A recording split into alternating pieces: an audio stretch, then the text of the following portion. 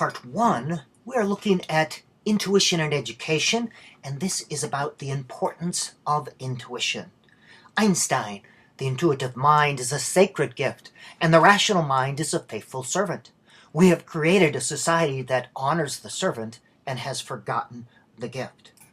I believe, as does Abraham Maslow, that the purpose of education is self-actualization. To be fully human is to realize one's full potential, to discover one's passions, one's interest and abilities, to develop all abilities and talents. This is the ultimate education.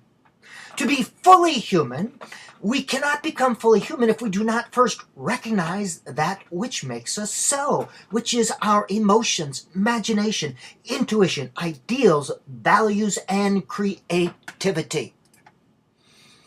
Today we are going to look at using all parts of self.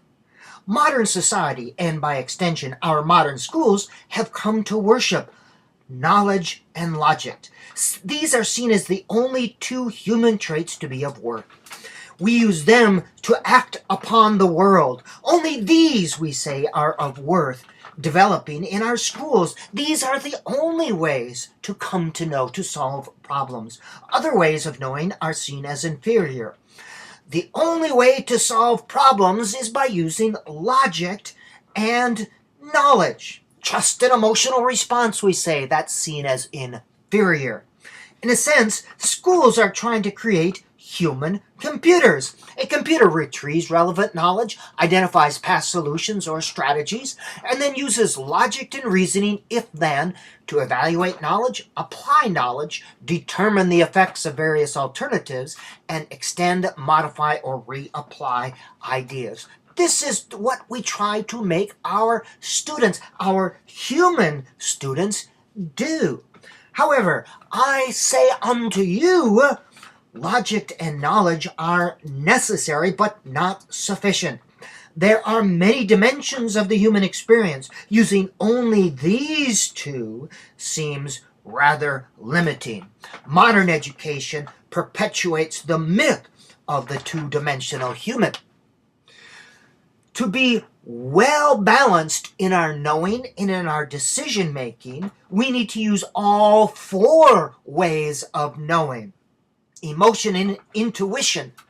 What does it feel like when you're making a decision? What does it feel like? What does your emotions tell you about that decision? Knowledge. What knowledge do you have about this situation? Logic. What can you logically deduce or infer from the data? And intuition. What does your gut feeling tell you?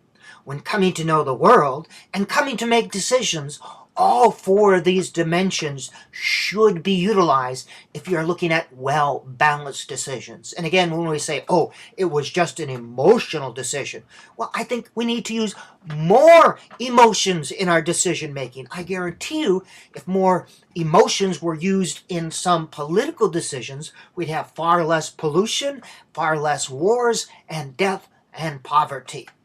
If we used more emotion. Emotions and intuitions can be used to evaluate the appropriateness of logic and knowledge-based decisions. Logic and background knowledge are used to evaluate emotional and intuitive decisions or reactions. Knowledge can be used to put our strong emotional reactions in context. Intuition and imagination, along with logic, are both used to generate ideas and to evaluate knowledge-based and logic-based decisions. And knowledge and emotions are both used to test these ideas. Here are two wonderful books that talk about intuition in them.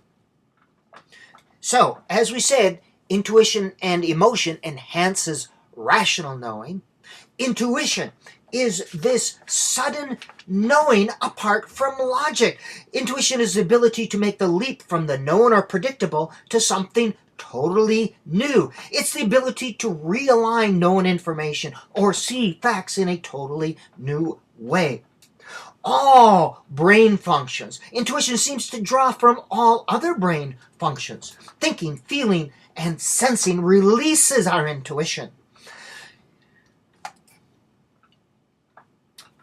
creative and unitive functions are similar. It's the highest expression of human intelligence. So here's the Wallace model of creativity. There is preparation, where you define the issue, observation, and study.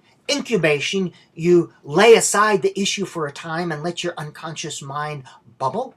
Illumination, aha moment, when the new idea finally emerges. And verification, checking it out. This is the model of Wallace model for the creative process, but it is also a model that talks about intuition, how we can use the intuitive process.